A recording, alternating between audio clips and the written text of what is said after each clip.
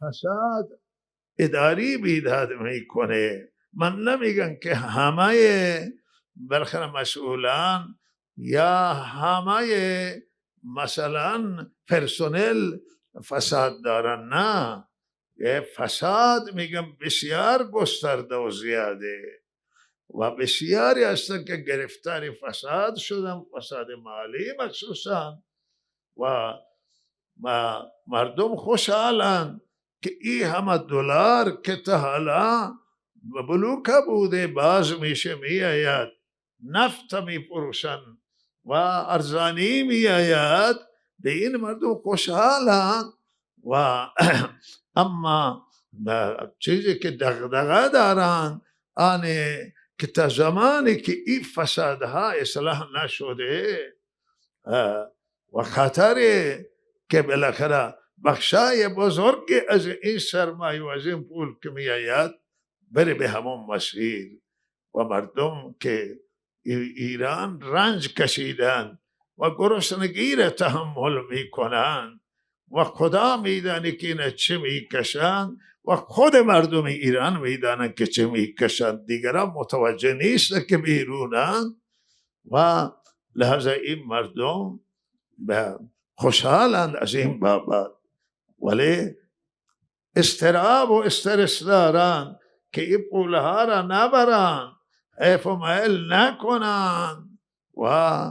بالاخره این ملت بالاخره منافع داشت چندانی داشته نباشه یا مشکلشون حل نشود. این یک دغدغه اعتقاد بنده آنه که با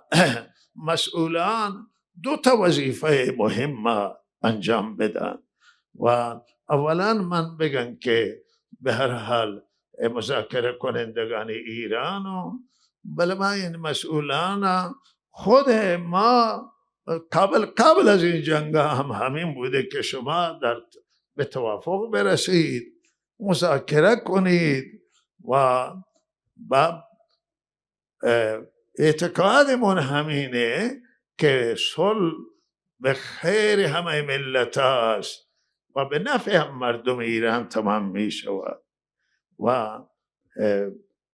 لحاظا من توصیه مانه به هم کسانی عزیزانی که ایرانیان عزیز که خارج از کشوران که شما بیرون هستید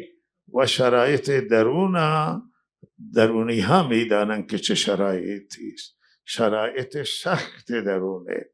و لحاظا روی این شرایط مردم این سختی و رنجا را که کشیدن و دارن میکشن به نفع اینا هست توافق که توافق صورت بگیره، اما شرطش اینه که مسئولان دو چیز باید مراعات کنه. اولی چیز اینه که به هر یک تصفیه میخواهد که از بالا تا پایین باید اینها افراد جای افراد ناتوان افراد لائق بیاورند.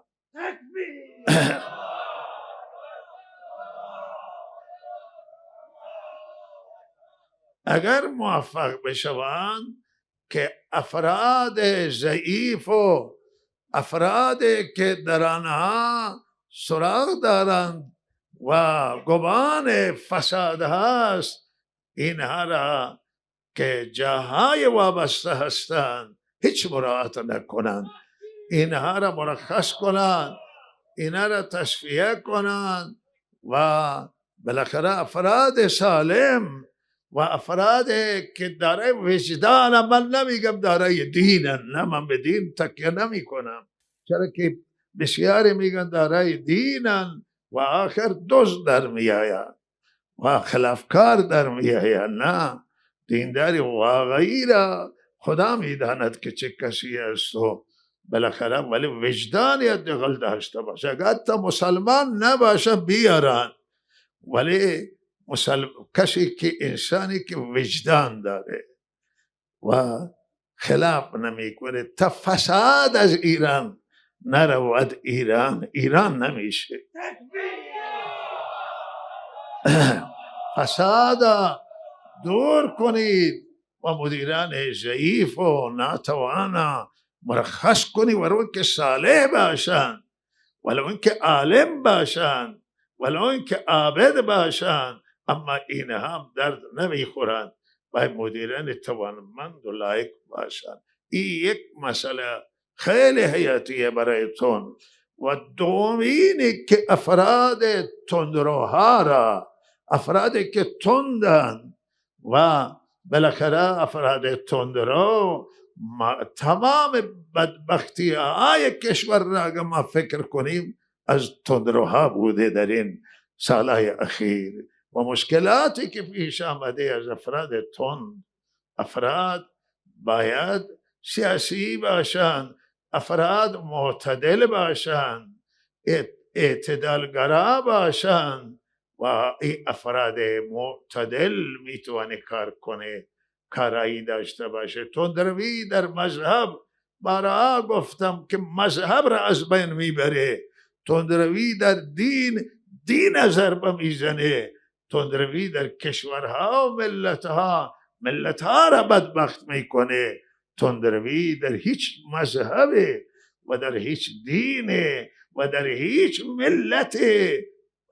مفید نبوده جز ضرر. ولهذا افراد میانه، افراد معتدل، ولهذا اگر در راس کار باشند و در درون قدرت های تصمیم گیری نباشند، در مدیریت های مخصوص کلان کشور و میانه کشور نباشند تندروها، لہذا این میتونه مسیر صحیح تا کشور را شما به مسیر درست قرار ندید و کشور به مسیر صحیح قرار نگیره و کشور به مسیر اعتدال قرار نگیره، مشکلات حل نمی شود. و تصمیم آخری از حضور شما که توصیه بنده که او هر دوتا یکی حساب کنید و دومی تصمیم یا نامش هم سومی بگذارید که اونا دوتا حساب کردم اینه که مسئله داخلی، سیاست داخلی، دوتا سیاستن که خب میشنویم که مسئولان میگوید که ما سیاست خارجی را اصلاح میکنیم و من شنیدم، من خیلی حرف حق هر کسی بزنه و بالاخره میپسندیم الا، ولی حرف تا عمل خیلی فاصله داره. گفته که مسئول میگفت که ما سیاست خارجی را تغییر میدیم و سیاست داخلی نه، او سیاست داخلی را نگفت، او مسئول خارجی گفت ما سیاست خارجی را روابطمون را با ملت ها خوب میکنه و این یک خواست عموم مردم ایرانه که به هر حال سیاست های خارجی باید بر منافع ایران و جهان باشه، احترام متقابل و طرفین باشه و ما با تمام ملت ها روابط حسنه داشته باشیم و این حیاتیه برای پیشرفت، برای ترقی و عرض حضور شما که من اونجا یک نکته را فراموش کردن که گفتم دارایی ها آزاد میشن، تحریم ها برداشته میشوند و این تحریم ها برداشته میشوند یک قدم بسیار بزرگی است و یک چیزی است که مایه خوشنودی مردم ایرانه و اکثریت مردم ایران داخل کشور خوشحالند به این که تحریم ها برداشته بشه و دارایی ها آزاد بشن. و اما نکته مهم آخر همینه که شما این ملت و مردم که هم 98 مجبور شدن اعتراض بکنن، در جریان محاصات 2 مرتبه اینها به میدان آمدن و این آخری که در دیماه گذشته اینها به صحنه آمدن و هر 3 بار تلفات دادن و متاسفانه آن چیزی که نباید باشد انجام گرفت و لحاظا درخواست اینه و که در این انتظار اینه که صحبت این مردم شنیده بشه، حرفشون به خواسته ملت توجه بشه و به نحوه که مردم خواسته ملت و منافع مردم ایرانه، منافع کشور، این بالاخره برنامه ها تنظیم بشه و لحاظا این ملت ایران یک ملت بسیار متکثر و ملت زیاده اقوام ایرانی، هر قومی را شما بگیرید اینجا اقوام ایرانی تاریخی هن. هر کسی برای خودش تاریخ داره و این اقوام ایرانی، مذاهب ایرانی هم اینجا تاریخی هن. ادیان هم هست در ایران مختلف که نام در گذشته و در تاریخ گذشته بودن. همه این اقوام و همه این مذاهب و دیده بشن در شرایط جدید. اگر مسئولان بتوانند که عدالت را بین اقوام اجرا کنند و انصاف اجرا بکنند، بینا آزادی بدن، آزادی زنان، حقوق زنان بالاخره مراعات بشود و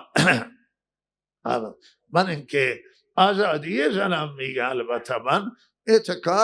اعتقادم نیست که تنها روی بالاخره لباس و غیره هست، نه، آزادی اندیشه، آزادی بیان و آزادی انتقاد و ای آزادی هست. آزادی هایی که غیر از اینه و ما معتقدیم که ما مردم تشویق بکنیم. اینجا اون تشویق میکنه. الله عزیز صحبت میکرد که به شرافت زن و کرامت زنان در بهترین صورتش همینه که اونها لباس فرهنگی ما را که فرهنگ ایرانی است، فرهنگ شرقه و شریعت اسلام او را هم قبول کنه، این بهترین لباسه. والا این در حد من همیشه گفته که با تدبیر و تشویق باشه و اعتقاد به جبر و اکراه ندارم من، چون نتیجه منفی میده. و به هر حال این مسئله همه مذاهب آزادی داشته باشن، همه احزاب اینجا احزاب و تشکل آزاد باشن، سخت بگیری ها کنار بره، تندروی ها کنار بره و انشالله ایران میتونه ایرانی باشه. حالا در راسش هر که باشه این کار انجام بده و این که بالاخره بره به سمت مذهب بره و این بالاخره نمیتونه کل ایران اداره بکنه. چرا که ایران همه مذهبی نیست، دیندار داره و بیدین داره. ایران مسلمان داره و غیر مسلمان داره، شیعه داره و سنی داره و دیگر مذاهب هست و لحاظا مایه ناراضگی دیگران می شود. نه، بلکه یک زندگی جامعه باشه، آزاد باشه و شایستگان روی کار بیاید و مسیر درست، مسیر صحیح اگر باشه خدا میبینه، مردم میبینن. اگر سیاست ها به نفع مردم ایران تنظیم بشه، سیاست ها به نفع دین و دنیای مردم باشه، خدا میبینه و حمایت میکنه، مردم هم میبینه. و لحاظا این مهمه که عزیزان این نکات توجه بشه که اون چی که من از خواست ملت ها تشخیص میدم، ولی خود ما صحبت همین بوده که خودشون با مردم بشینن و به هر مشکلات مردم بشنوند از زبان خودشون مسئولان و ما نماینده مردم نیستیم. من به عنوان یک شهروند و یک دلسوز برای همه و خیرخواه برای همه که انتظار هیچی را ندارم، انتظار عدالت تا، انتظار راه درست تا، انتظار آبادی ایران که ملت ایران با شرف توی دنیا زندگی بکنه، با عزت توی دنیا زندگی بکنه، سیر باشه، مالدار باشه، پولدار باشن، ثروتمند باشن و ایران باید در این شرط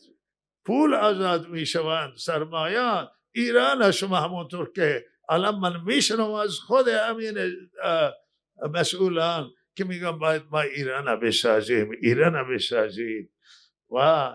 بالاخره آنچه که ضرر و زیان دیده در این جنگ ها اونها را بسازید، مردم ایران آباد و سیر بشن. این برای ما حیاتی و مهمه. کسانی که خارج از کشورم برگردن توی ایران